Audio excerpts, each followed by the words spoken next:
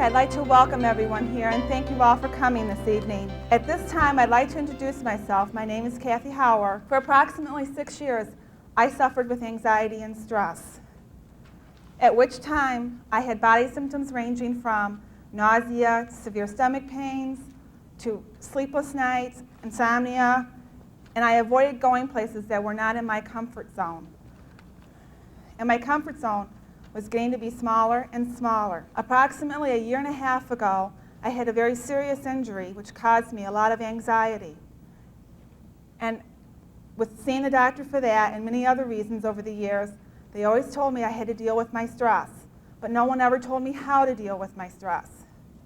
One day on my recovery from my injury, I opened up the paper and I ended up sitting in a seminar just like you are tonight to listen to Lucinda Bassett speak. From that day on, it was a turning point for me. I learned that I was my only safe person. No one else was. I no longer suffer from my body symptoms. I'm able to control them with coping skills. And I don't avoid things anymore. I travel. I go places I never would have gone before. And I do all kinds of really neat and wonderful things with my family and on my own. Where there once was anger, now there is happiness and joy. Thanks to the program Attacking Anxiety, I have regained my self-confidence and my self-esteem. Lucinda Bassett and Midwest Center gave me back a most wonderful life. 8 years ago, our next speaker avoided doing many things due to anxiety and stress. One of the things she avoided was talking on the phone, and now as part of her job, she talks on the phone. She also is a support person at our center, and she works with many of our home study programs. She spends approximately 8 hours a day speaking to people all over the country, giving them feedback on their homework and encourage them to take their steps to go to the mall, to go around the block, to do whatever it is that was the limitations. She also presents seminars all over the country. She is a living proof that you can change your life. She is a very special person, and she has broadened my horizons and given me a deeper confidence in myself. Ladies and gentlemen, I introduce Carolyn Dickman.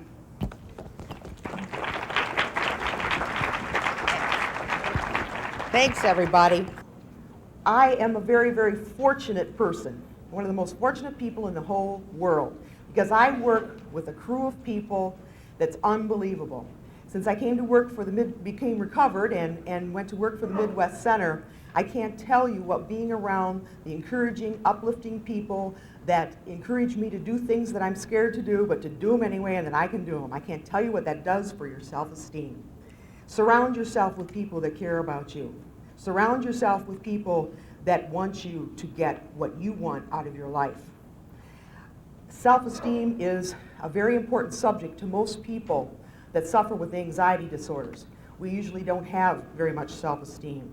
One of the nicest stories I've ever heard about self-esteem was about a young mother who was very, very aware of how important it was that her child grow up with self-esteem. And so from the time he was an infant, she would play this game with him, and she would say, "Why does Mommy love you?" And the answer was, "Because I'm Matthew." And she did this from the time he was an infant all throughout his toddler stage. "Why does Mommy love you?" "Because I'm Matthew." And as happens, there was another child that came along, Megan. And as happens with a second child, third child, whatever child, you sort of, don't take as many pictures and that type of thing. And so the game wasn't played real often with Megan. But one day, Mom became very aware of that and said, "I'm going to correct that right away." And she went to this little 3-year-old and she said, "Why does Mommy love you?" "Because I'm Matthew." We're here tonight to share some smiles, to share some sincere encouragement to you if you have been suffering with anxiety.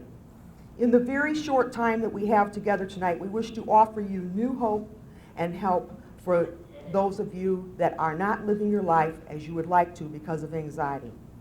If you have heard in the past that you must learn to live with your condition.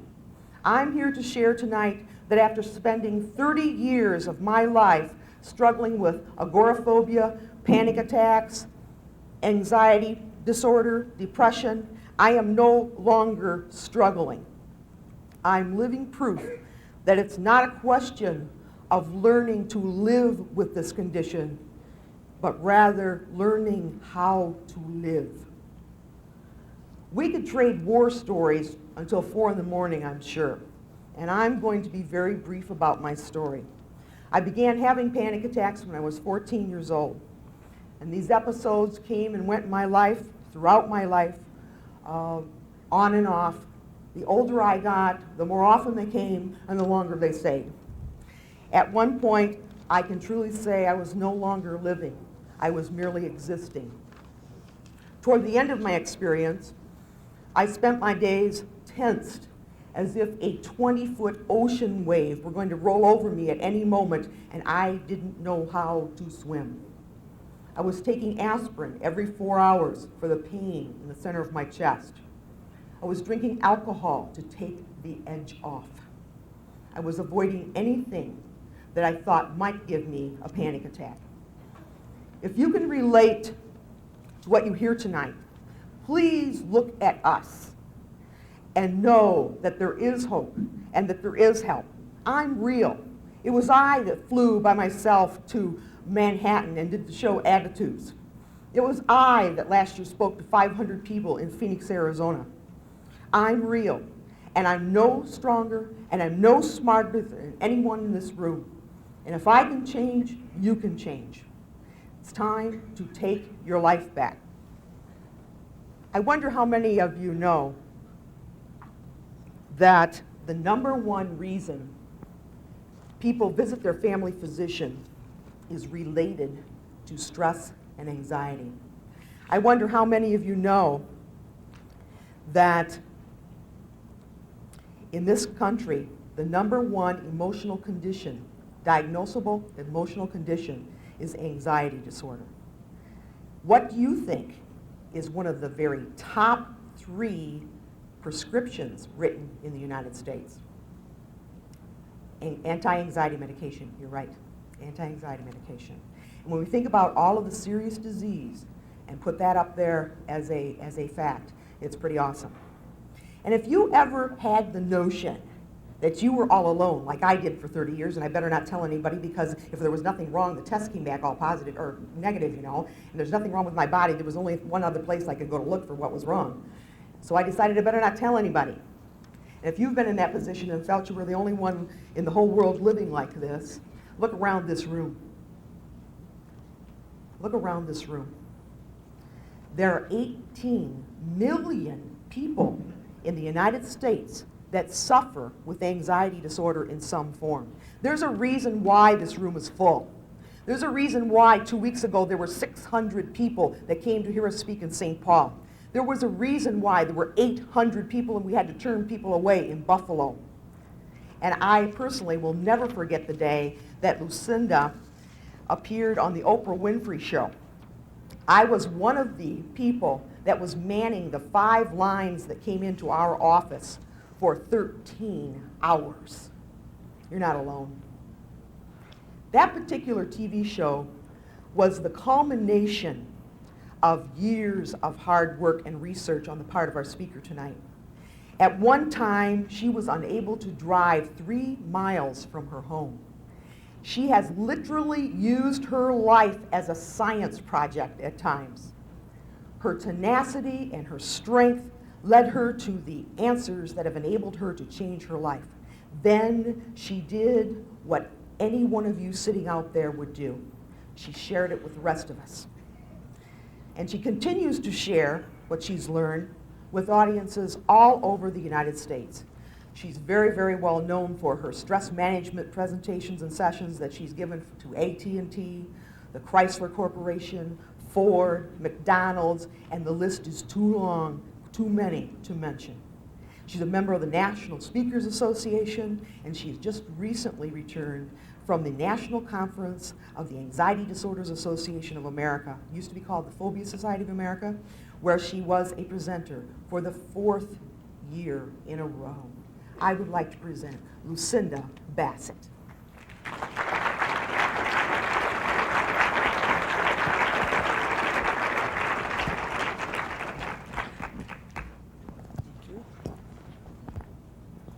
Let me get myself all hooked up here, folks.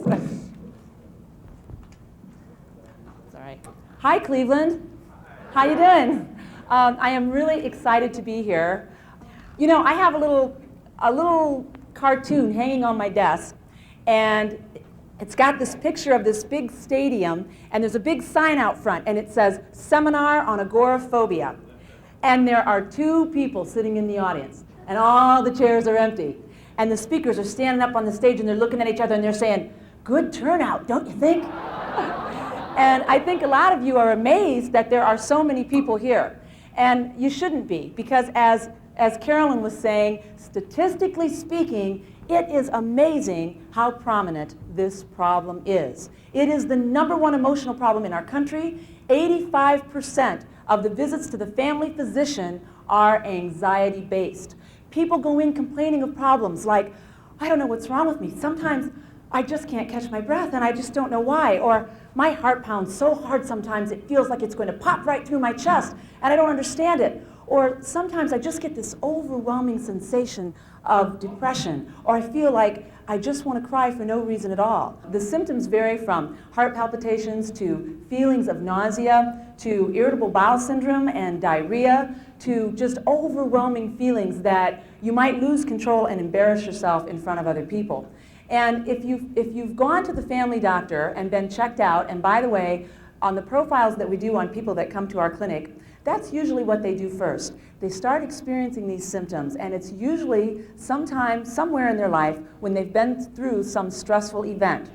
And they have some of these body symptoms that we're talking about, and they go to their family physician. And very often they go through a series of tests, and they don't find anything.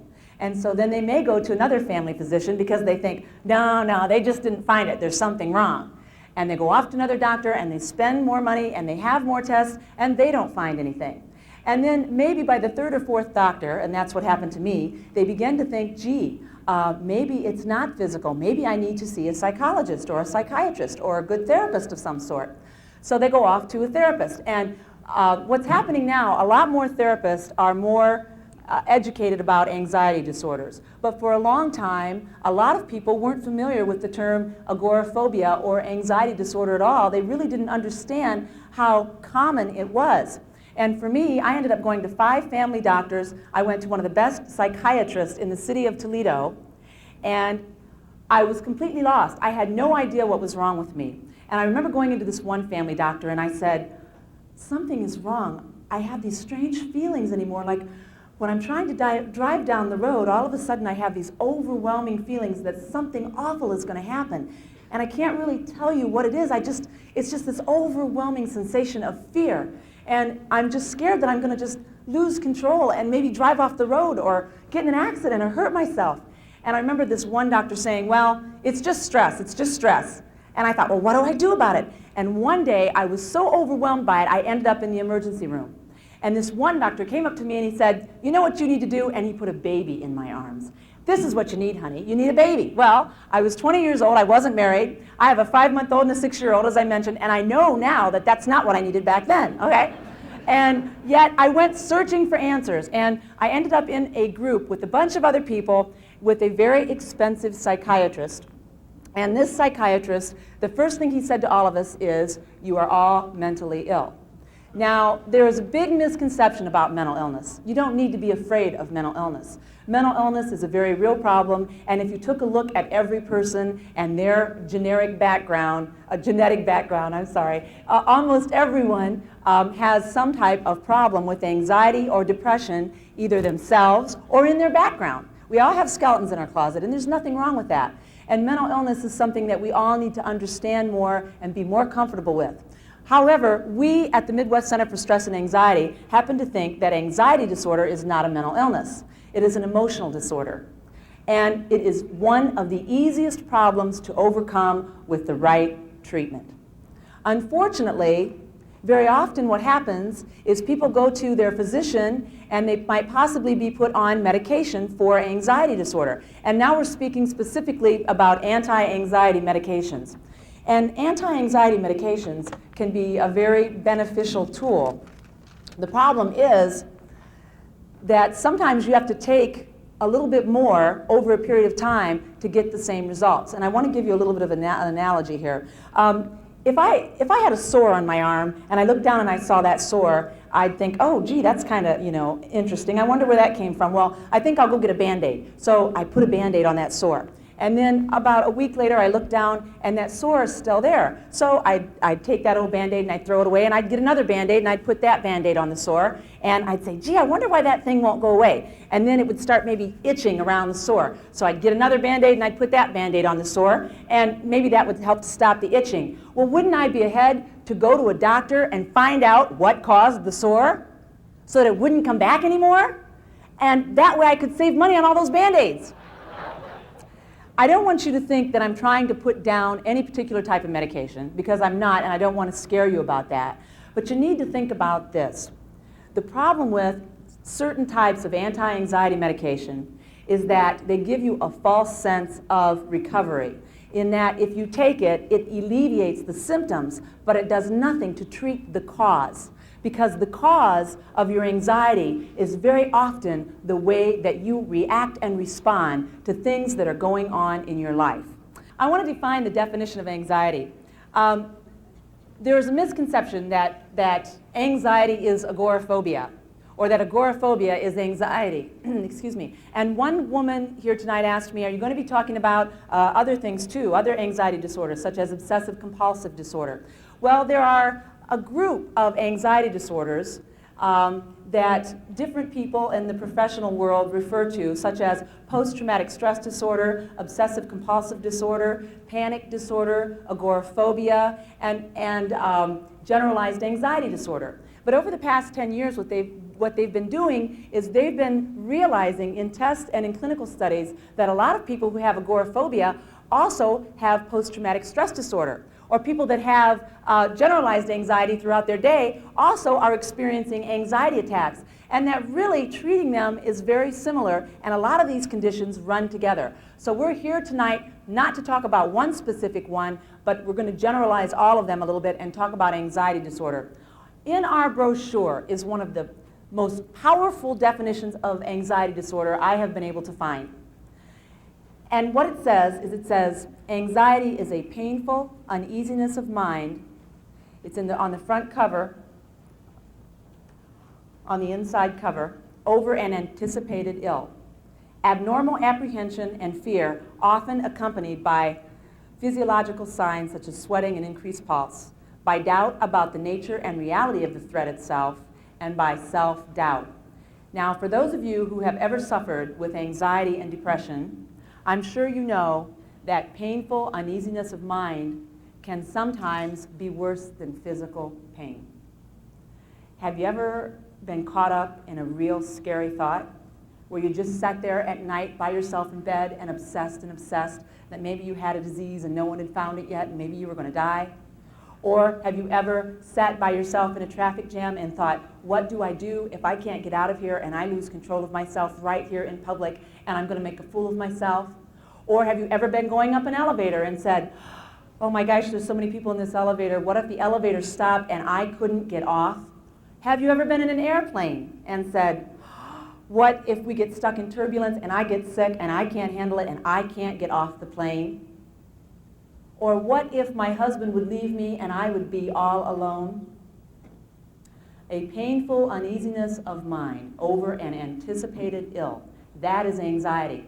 If your anxiety is to the point where it's disrupting your quality of life, or you find yourself worrying about the way that you physically feel or the way that you think, then you might have a problem with anxiety and you might need to address it. I want to give you just a couple of scenarios, a couple of case histories. There are some people that have gone through our program that just totally amazed me. And I want to tell you about Julie. She was 18 years old, and she was just she had the whole world in front of her. She couldn't wait to get out and start living. She wanted to go off and go to college, but she worked for a corporation in Toledo, and she was just getting ready to move out of the nest. She lived with her mom and dad most of her life, and she was just getting ready to make that break and move out of the nest and go away to school. And all of a sudden, at work, she started having these stomach aches. Well, the stomach aches turned into diarrhea. And the next thing you know, she's having these really strange bewilderment feelings at work, like she just wasn't there. And then she started obsessing all the time at work about, am I going to feel this way all day? How long is it going to last? Am I going to be able to stay here? What if I lose my job because of this? Then she started obsessing at home about what was her day at work going to be like. Can anybody relate to this? And so what happened to Julie is she didn't tell her parents because she was afraid there was something wrong with her. She didn't tell her coworkers because she didn't want to lose her job, and that's exactly what happened. She ended up obsessing so much that she lost her job.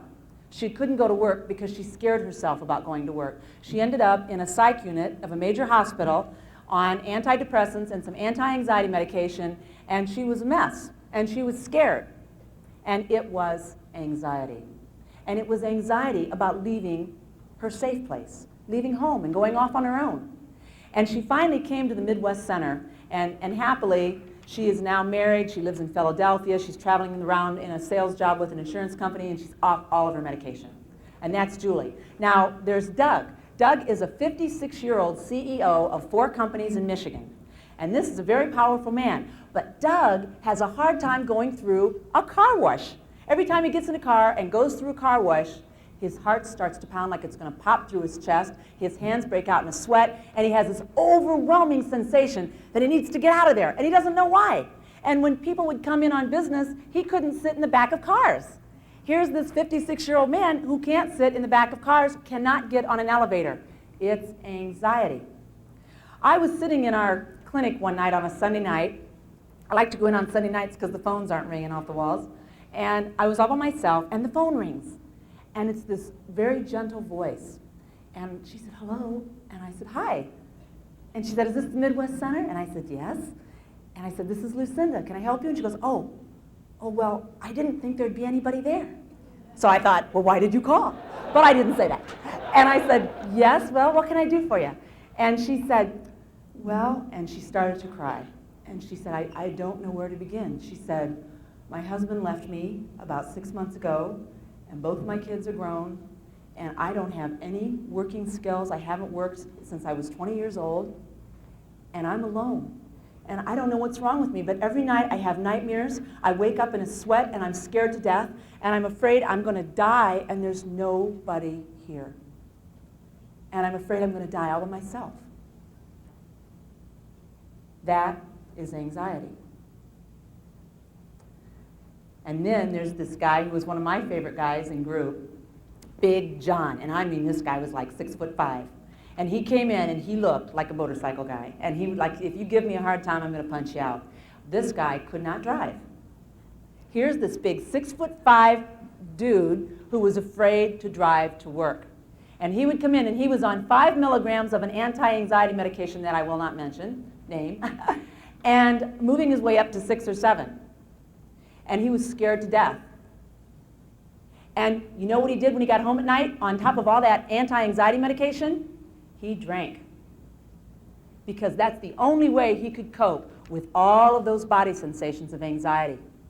And you know, anxiety is a real problem. As a matter of fact, again, it is the most common problem in our country. It even surpasses depression. But you want to have a real problem, alcoholism is a real problem. My father had a problem with alcoholism, and alcoholism was very strong in my family, and it's very difficult to overcome. So if you're someone who is self-medicating with alcohol, please get help for your anxiety, because once you control the anxiety, you can control the alcohol. But you can't control the alcohol without getting a hold of the reason you're drinking, okay?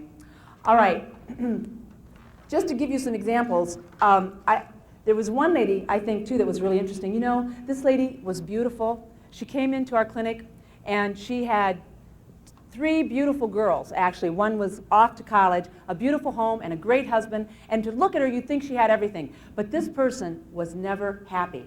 She went through her whole life having these dreams that she never went after.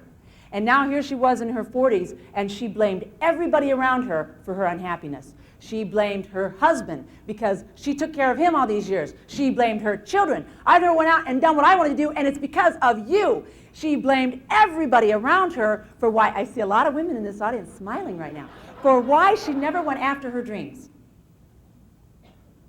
And to this day, she's doing some of the things she's always wanted to do. But you know why she didn't do all those things and why she blamed everybody else?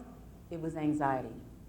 Anxiety can sabotage your dreams and your goals. And you know what we want to do whenever we're miserable or whenever we don't feel good or when things aren't going our way? We want to point the finger at somebody else. I wanted to blame everybody. You know, and that's so easy in our society today because our society is filled with all these reasons why it's not our fault we're not happy. It's our childhood, adult children of alcoholics, coming from a dysfunctional family, child abuse. And you know, those are all good reasons to grow up as an unstable adult. But I kind of think that by the time you're 21, you need to take a serious look at who really is making you happy. Who really is responsible for the way that you feel now that you're 21 and away from the house? My dad is not the reason that I wasn't happy, and I wanted to blame him for a lot of years. I was the reason. I was a perfectionistic, overreacting, negative thinker who took everything very seriously, and I had these really high expectations of everybody, and especially of myself, and I was miserable. But boy, you would never have known it. People with anxiety disorder value looking in control, appearing to be in control more than anything else. They want people to think that they are in control, even though underneath they feel totally out of control. And that is what is so anxiety producing. But you know, when you point your finger at somebody, you'll notice there are always 3 fingers pointing back at you. Because really, you're the one, and you're the only one who can take control of your life and take control of your thinking, and that's how I recovered. Just for fun, I would like you to take a minute and take the little quiz that you are now turned to in your handout. And now let's just kind of review that together so that you know how to do it properly. It's real easy. The first statement says, I like to be in control at all times. What you want to do is you want to read the statements and then look up at the little scoring. It says, if you circle a 1, that means, no, I almost never feel this way. I'm out of control all the time. It doesn't bother me a bit, okay? If you circle a 2, it means, oh, I occasionally feel this way. 3 means, no, I frequently feel that I need to be in control at all times. 4 means, nah, I got to be honest, I almost always need to be in control of myself at all times. So read the statement. Things should be fair, okay? I almost always feel that way. I like things to be fair. I'm a fair person. You'd want to circle a 4, okay? The more strongly you feel about the statement, the higher number you circle. So go ahead, read the statement, and then circle the appropriate number. And then once you do that, I'll tell you what to do next.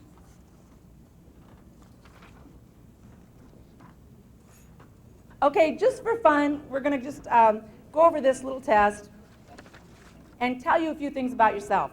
How many of you scored between 16 and 25? Okay, a few of you, okay. 26 to 35, a few of you. Over 35, get your hands up. All right. Okay, how many of you have heard of a test called the Holmes-Rahe Life Events Test? It's a test they use that goes around, it says death of a spouse, purchased a new home, bought a new car, and supposedly the more of these things that you've been through, the more prone you are to problems with stress and anxiety.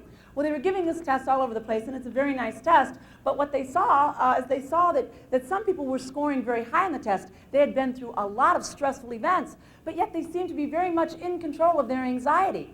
And then other people were scoring very low, that they really didn't have anything stressful going on, but yet they seemed overstressed and very anxious. And they said, you know, something's going on here. Maybe it's not quite as important what's going on in your life as it is how you choose to be affected by what's going on in your life, how you react and respond to what's going on in your life.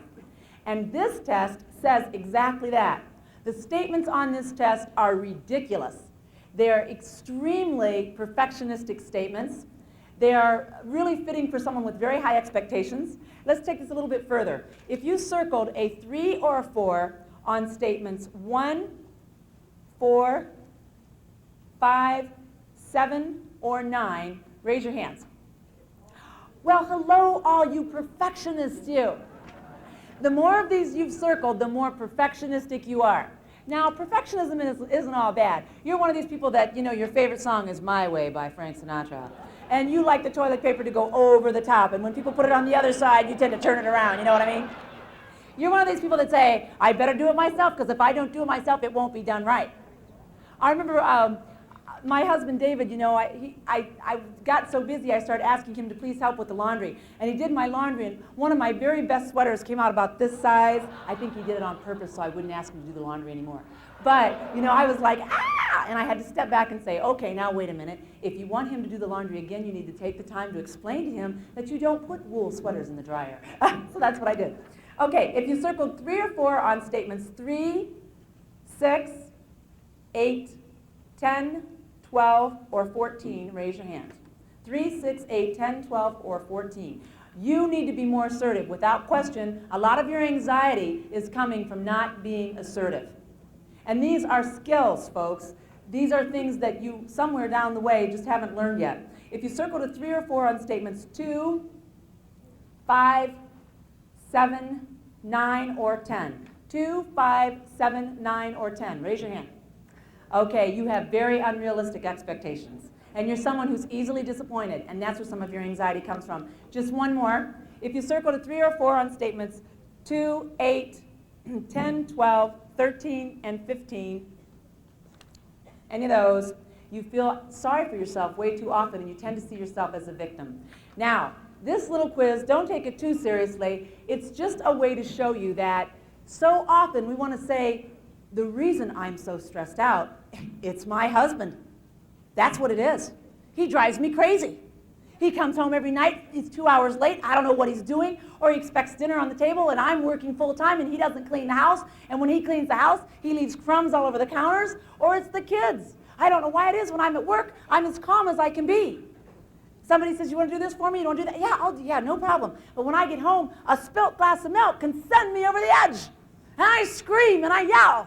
And I go into the bedroom and slam the door. Why is it when we're at home, we can make total fools of ourselves, but at work, we're totally in control. We make the best employees as long as we can get to work and stay there. We're great employees. But the thing is, I remember when I was agoraphobic, and I was so agoraphobic that I was avoiding driving, flying, and everything. Even talking on the phone made me very, very uncomfortable. And I didn't know what was wrong with me, and I went to all these places for help, but I was writing a book, and I want to share a little excerpt from that book with you. I want you to know how bad I was feeling. I'm afraid I'll lose control. I'm afraid of my father, of God, of what people will think of me. I'm afraid it will catch up with me. I'm afraid my parents will embarrass me. I'm afraid I'll embarrass myself. My heart will stop. I'm afraid I'll throw up in front of everybody and people will talk about me. I'm afraid I'll jump off the balcony. I'm afraid I'll die. I'm afraid I won't. I'm not good enough for my friends. I'm not good enough for God. I'll be found out. I'm afraid of the shadows on the wall. Someone's right outside my window waiting. I'm afraid of myself. I'm not talented enough. I'm not pretty enough. I'll panic. I'm afraid my parents won't love me anymore. I'm afraid I won't get everything done. I'll choke. I'm inadequate. I'm afraid I'll go crazy. I'm afraid they'll lock me up and no one will care anymore. They won't like me if they really know me. My heart will be broken. I'm not rich enough. I'm not strong enough. I'm not smart enough. No one will ever be able to love me if they really knew me. I'm afraid to be myself. I'm afraid I have no self. I'm afraid I might fail. What if I succeed? What if it doesn't happen? What if it does? Why am I so afraid? That, for me, summed up where I was at. I was totally obsessed with why I was so unhappy. Now, I want you to just think about this for a minute. I had so much negative energy flowing inside of me. I was a type A personality, always had 500 things going on. But I took all of that energy and I crammed it into my head, and I worried. I worried about everything. I worried about my father. I worried about my health. I worried about my mother. I worried about money. I worried about what people thought of me. I worried about what people didn't think of me. I worried about how I looked. I worried about how I didn't look. I worried about God. I worried about everything. Can you imagine what potential I might have had if I could have taken all that negative energy and turned it into positive, productive goal setting? And that's all I did. And for some reason, you all came out to see me tonight. And I'm no different than any of you.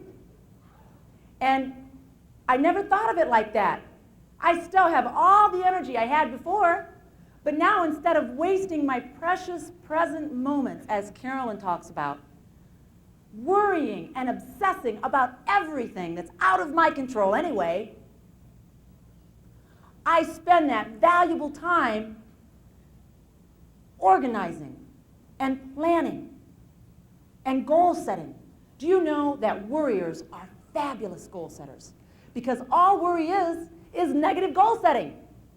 Do you know that? Think about it. You're anticipating bad things happening. And you know 90% of the time they don't and never will. So why not take all that energy? Think about the time that you spend worrying. Think what you could do if you took that time and used it on something positive that you wanted to do with your life. You know, who's the guy that wrote All I Ever Needed to Know I Learned in Kindergarten? Robert Fulcrum, thank you. He had this little story in Reader's Digest. Reader's Digest is a wonderful magazine. I don't know if you get that, but it's still a wonderful magazine. It was back when I was a child, and it still is. And he had this article in there, and he said, you know, I speak to corporate executives, and I speak to kindergartners. And there's not a whole lot of difference. But the big difference is, you go into a room of kindergartners, and you say to these kindergartners, how many of you can sing? Oh, I can sing. Do you want to hear me sing? I love to sing. Well, how many of you can paint? I can paint. You want to see me paint? I love to paint. I can paint a horse, walking a dog. I can paint anything. Well, how many of you can dance? I can dance. Let me dance. I want to dance first. No, I want to dance. Then you go into a room of people like us. How many of you, let's see the hands of the people that can sing. Let's hear those people sing. Come on now. Now, what do you think would happen in kindergartners there? They'd be flying up here. You know how I know that? I have a 6-year-old. I took her to a seminar with me, and there were so many people there, I brought her up on stage with me, and she sat behind me, because I didn't want to lose her. And she's sitting there, pretty soon she goes, Mom. Now, there were 1,800 people out there. And I said, yes, Brittany. She said, give me that microphone. Some lady up front says, give her the microphone. And I gave her the microphone. That little stinker stood up here, and she's just yakking away. Hi, I'm Brittany. And she went on and on.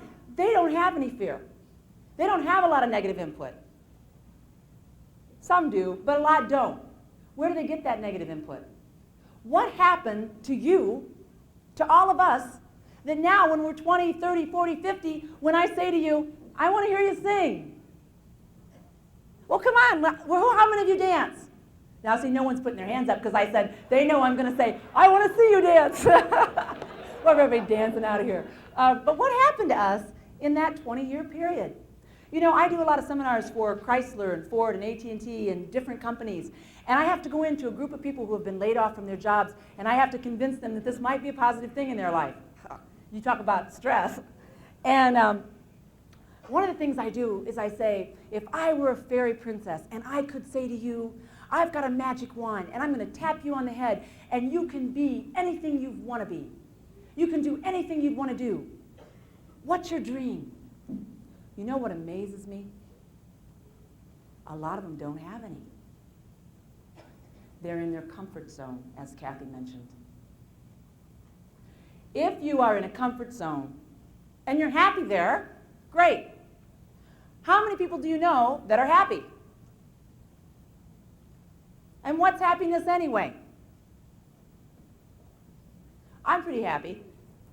I didn't used to be. I used to get caught up in this, I'm going to really start living when I get a different job. I'm going to really start living when I move out to California. I'm going to really start living when I get over this agoraphobia. I'm going to really start living when I get out of school.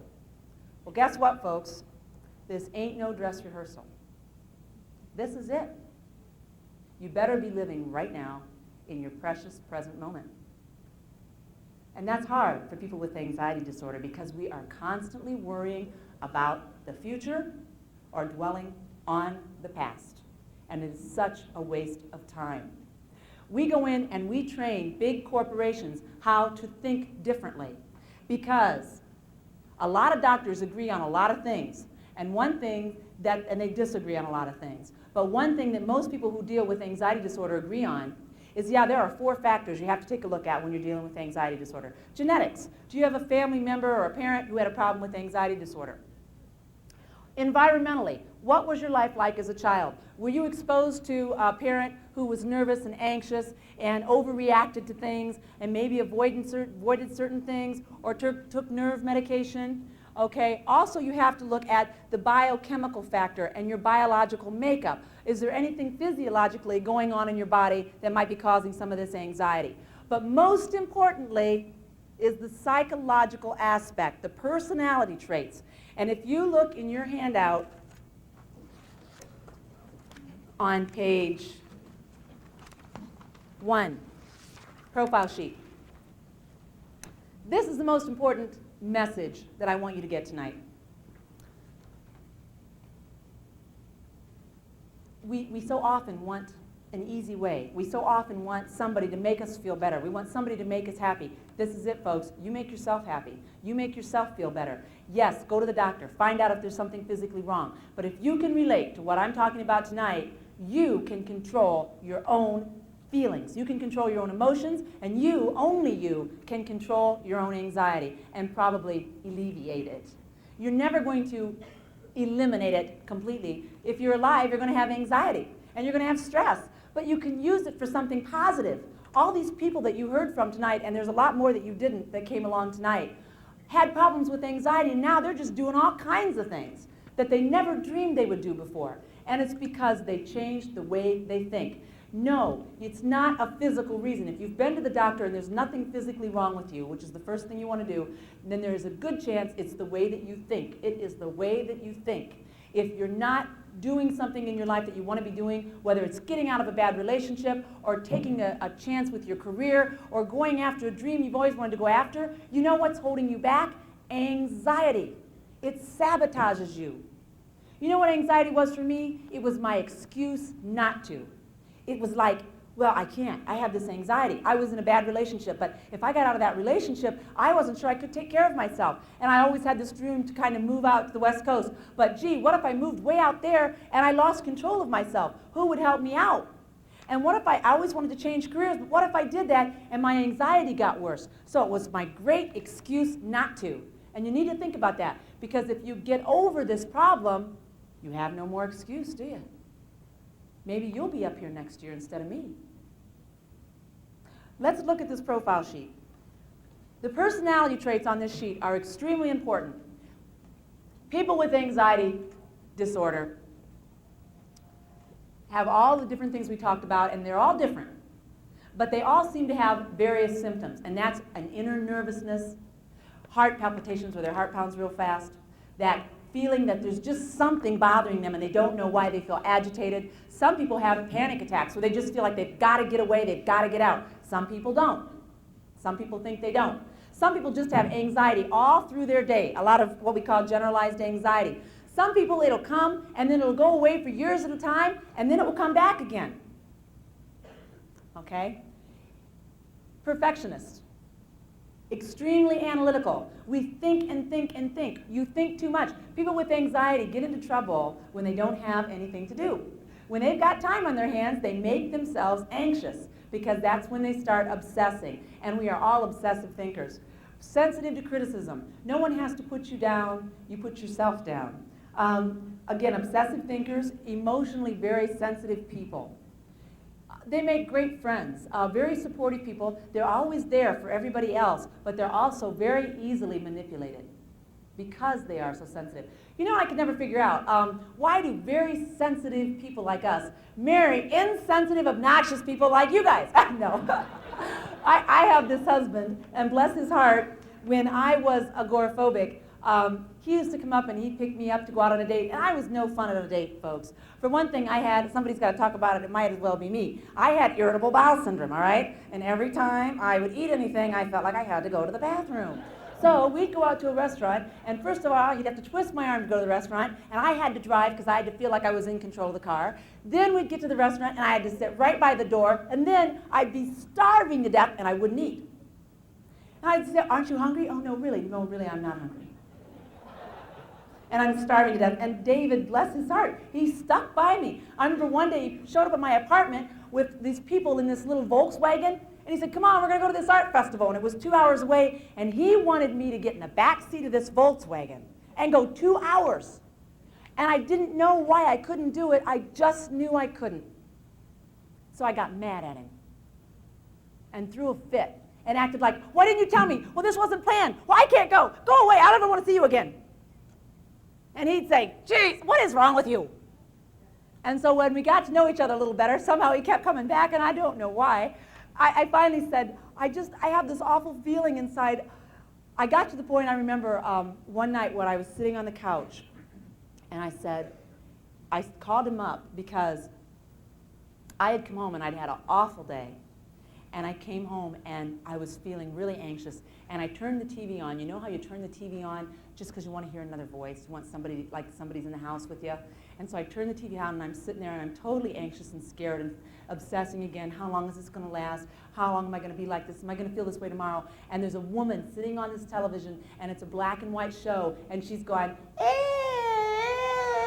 and it said, this woman had a frontal lobotomy in 1929. I went, oh no! And I called David and I said, you've got to come over, they're going to do a frontal lobotomy on me. He comes rushing over, and I think he probably thought by now they were, because he'd had it, you know? And I remember saying to him, I am so afraid that I'm going to have to live the rest of my life this way. And I don't think I could handle it. But I'm afraid that if I do live like this, they're going to lock me up and throw away the key.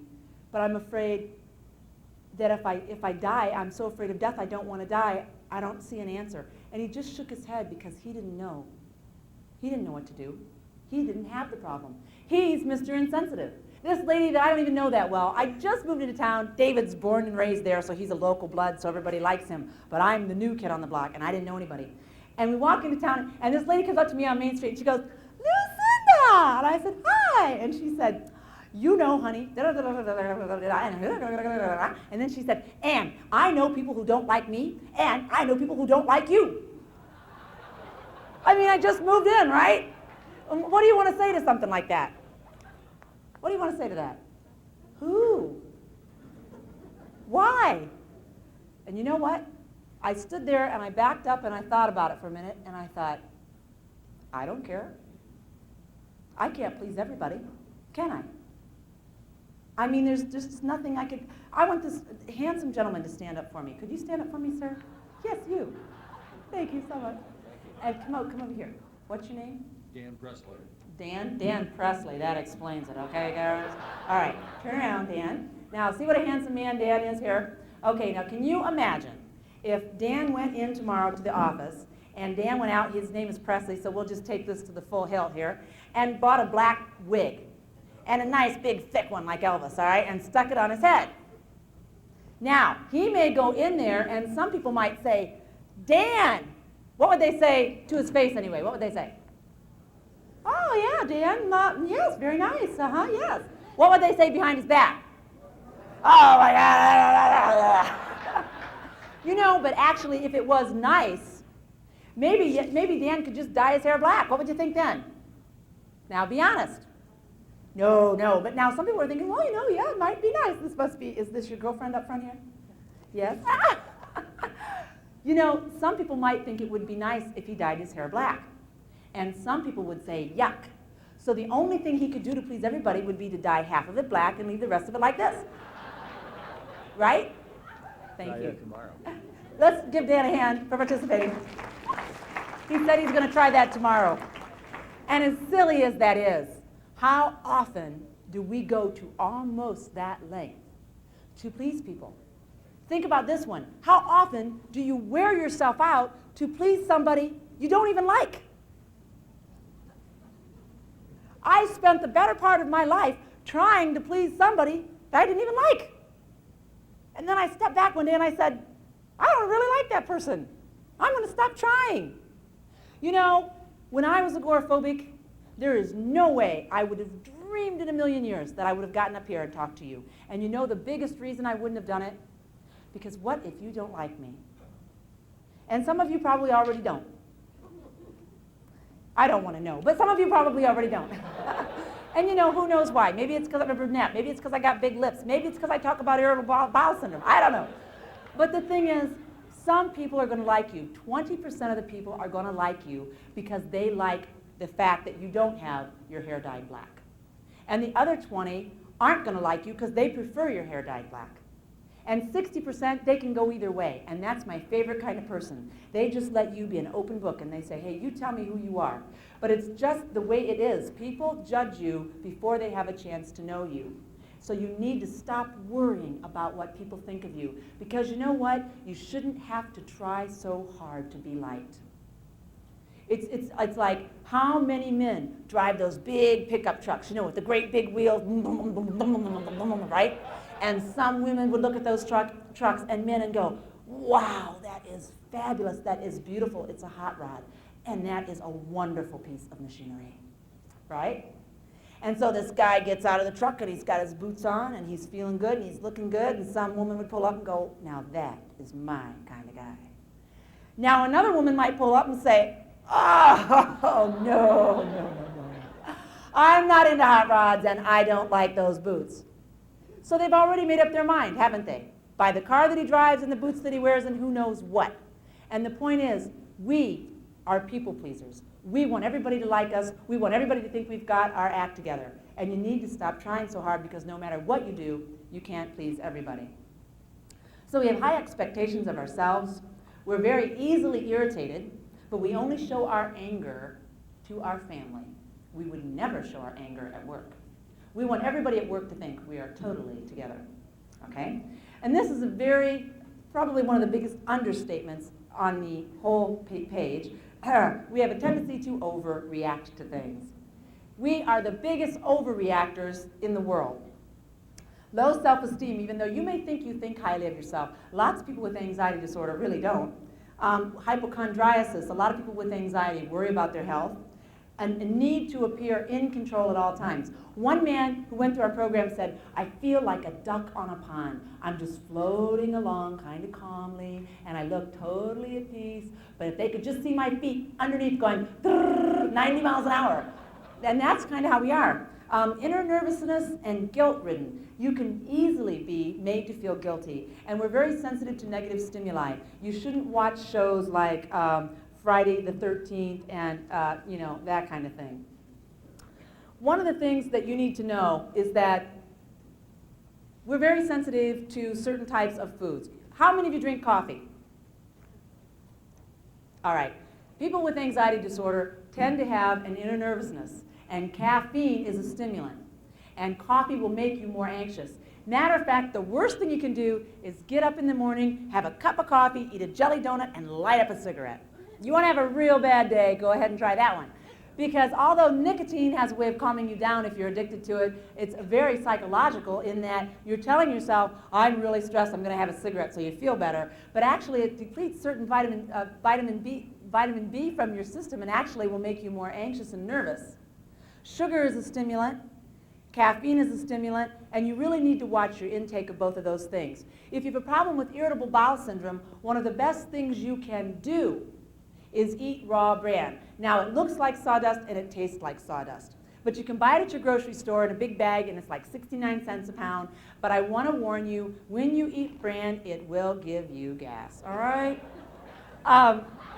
I make these wonderful bran muffins, and my little girl, she just loves these bran muffins, and she comes home, oh, Mommy, you made muffins, and I put big blueberries in them and everything, you know, and they're just overloaded with bran. She eats like 2 or 3 of these muffins, and she opens the door, and she comes running through the house. David goes, did you make bran muffins again? So we always know in groups who's tried the bran muffins and who hasn't. Yeah, Sally, try muffins. Yeah. You just need to be aware of that. I hope I didn't offend anybody, but I did need to let you know about that. Okay, I want to tell you just a little bit about who the Midwest Center is. The Midwest Center is a national organization, and we specialize in the treatment of anxiety disorders.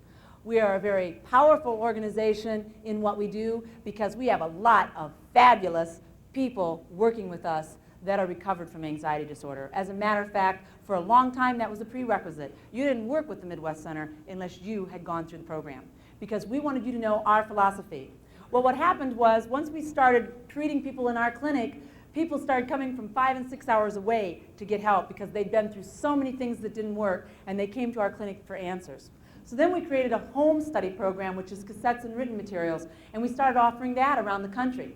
What happened is we had a psychologist call up and say, one of my patients, who I haven't been able to help that well, has tried your program, and he's just making such tremendous strides. Can I get more programs? So we shipped him a bunch of programs, and the next thing we know, we've got all these therapists around the country using our program in their clinics.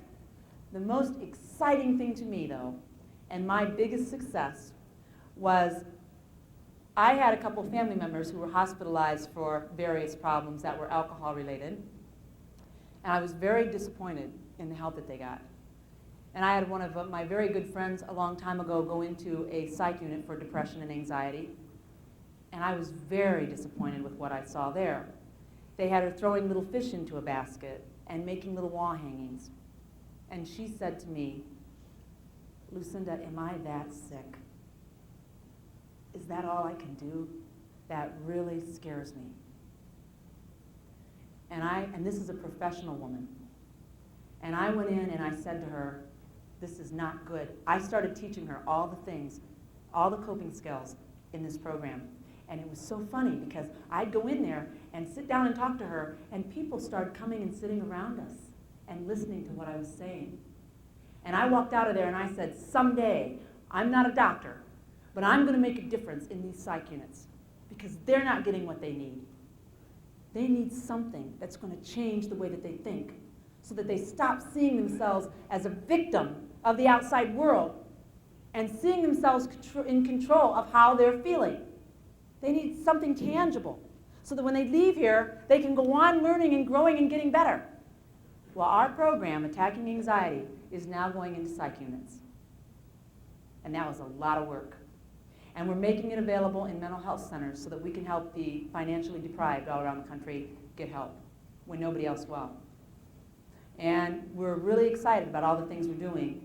And I want to take a few minutes and show about 5 or 6 minutes of a program to you that's kind of neat that I'm really proud of that we did this year. It pretty much controlled my whole life. I let it control my life. I didn't know any other way to cope. The biggest fear for me was the panic. I was afraid that I would get somewhere and the panic would overcome me and I would just lose control. I went to the doctor, I don't know how many thousands of times. I just thought I was going to have a heart attack. That was it. I'm done. I was the type of person that could go out into public and kind of keep my act together and be nice and pleasing, but the minute I got home, I became instantly angry. I would yell at my husband, I would scream at the kids, I had no patience. Little things, a spill or something like that, would just send me off into an outrage. I felt like I was totally out of control with my anger. I had no control of my anger at all. It's hard to put into words. My legs, my arms were like on fire. I didn't feel connected to the car even though I was. I was convinced that I was headed for the state hospital, no doubt about it.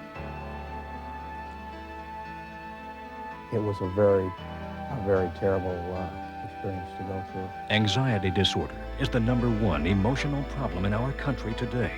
An estimated 1 out of 5 Americans have suffered or will suffer some form of anxiety disorder. One of the most commonly prescribed medications today is anti-anxiety medication. Many experts believe anxiety to be one of the primary causes of alcohol abuse. Anxiety is a feeling of discomfort or panic or nervousness or a feeling that something awful is going to happen to a person. It's always uncomfortable, and it just accelerates and magnifies all of the aches and pains, the fears, the apprehensions that normally people have. Most people don't realize that their anxiety is caused by an internal thought. It's something they're telling themselves that's producing the anxiety. They have to realize that anxiety isn't produced by external events. Nothing can make you anxious. You make yourself anxious by what you say to yourself. And if you can learn not to do that, the anxiety will be lowered immensely. We can all suffer from anxiety. These kinds of feelings can become chronic and last for a lifetime unless they're controlled. When people come into my office complaining of anxiety, they don't always say they're anxious. Oftentimes they complain of other things, such as shortness of breath, difficulty swallowing, lightheadedness, dizziness, difficulty concentrating, being easily distracted, having palpitations.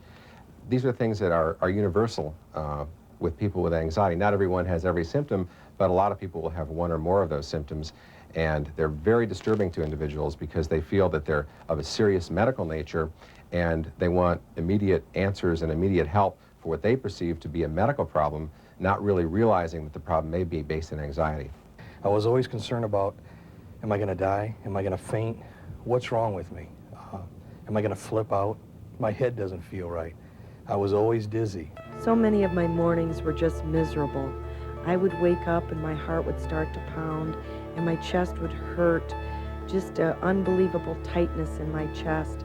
And my throat, it would feel like my throat was closing, like I was choking. And I would be in a very, very cold sweat. And I would feel like I was having a heart attack. Before I would know it, I would be on my way to the emergency room. Are we almost there? We're almost there. There's the signs. Just about here. Okay. I hope I'm not having a heart attack. Of those people who believe they are suffering with heart problems, an estimated 34% actually suffer with anxiety and panic. One of the primary reasons for ambulatory care and trips to the emergency room is anxiety disorder. People suffering from anxiety oftentimes have depression. In my experience, over 85% of chronically anxious people are also depressed. When this program helps control anxiety, it simultaneously helps depression. The cognitive approach used for anxiety also is very effective for depression. I went to different doctors. My family doctor, he didn't understand. And he would start putting me on different medication, and then he sent me to a doctor, and he couldn't help me. And I went back home, and I went on for 6 months like that. Just nothing but getting up in the morning, crying, and very deep depression, just laying on the couch. And finally my sister came down, and she says she had it. She knew I needed help. Some people with chronic anxiety and depression self-medicate. They don't use medication. They use drugs or alcohol in an attempt to help cope with the feelings of anxiety and depression that they have. I remember what it was like back then. It was like looking at my life through a window. I was using alcohol in order to get through the day. I lived my life through my children. I would watch them go off to school, and when they came home, I would just be hungry for everything that had happened out there where I wasn't. The fears and the panic attacks and the anxiety attacks, the excuses came more often as the years went by. By the time I was 40 years old, I was making lots and lots of excuses. I was lying to my family and to my friends about why I couldn't go places. How could my mind stand the racing, scary thoughts all of the time? I just felt like emotionally I was going to break into a million pieces, and no one was ever going to be able to put me back together again. I didn't know that I could do it myself with some help. At the Midwest Center, we've seen thousands of patients. The results have been tremendous. Patients have changed their lives, have changed their attitude, and more importantly, feel good about themselves for the first time in a long time. If I had one thing to say about anxiety, it would be this. Anxiety is treatable, controllable, and it doesn't have to rule your life. The techniques, the coping skills offered through this program work.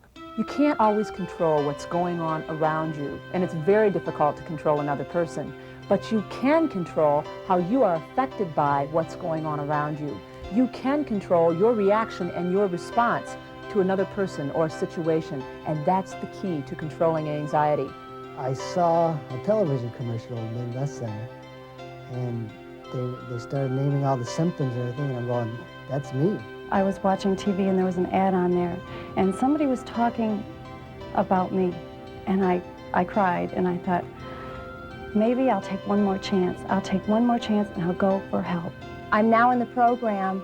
I've changed so much in just 10 weeks' time. What this program and the Midwest Center is doing is an efficient way of what a lot of us as psychiatrists and psychologists are struggling to do with our patients, traditionally over a long period of time in a very expensive way. The main thing I can say to give someone out there hope is that I feel, as bad as you can be with this condition, and I got over it, and you can too. It's the best thing that's ever happened to me. Don't wait as long as I did. Don't wait as long as I did. I wish I'd done this 10 years ago. This is more than just another self-help program. This is a life management tool. You can change things, and you can change them on a permanent basis using the concepts presented here. Okay, you need to know that that took us 2.5 years to put together. It's a half hour long, and you saw 10 minutes of it. And that all the people on that program were people like us who their lives were literally turned around by the program Attacking Anxiety. I want to read you just a couple of quotes that I think are really powerful. One is, whenever we're afraid, it's because we don't know enough. If we understood, we would never be afraid. A friend of mine, I was in Manhattan a couple weeks ago for this Success magazine, and boy, what a thrill all that was. I was like pinching myself that I was really there. And someone was nice enough that I met there to send me this book called The Best of Success, and it's got all these fabulous quotes in it. And I think there's a couple more I want to share with you. Far better it is to dare mighty things, to win glorious triumphs, even though checkered by failure, than to rank with those poor spirits who neither enjoy much nor suffer much, because they live in the gray twilight that knows neither victory nor defeat. Connie Selassie is one of our speakers, and that's one of her favorite sayings. And then my very favorite one is about it's about a father bird pushing his baby birds out of the nest. And he says, "Come to the edge." And they say, "No, we're afraid." "Come to the edge," he said. And they came, and he pushed them, and they flew. Sometimes it's a leap of faith. That's all it takes. You have to believe in yourself when everyone else is sending you in 5,000 different directions and you're spinning your wheels and there's nowhere else to look. I want to thank you all for coming tonight. I hope you got something out of this. And whatever you do, I want you to leave tonight knowing you're not alone. And if someone tells you you have to learn to live with this or you need to be on medication for the rest of your life for anxiety, they're wrong. And you need to go somewhere else for help. And this is probably the best place to start. So thank you very much for your time. I hope you enjoyed the session. Have a great night. Thanks.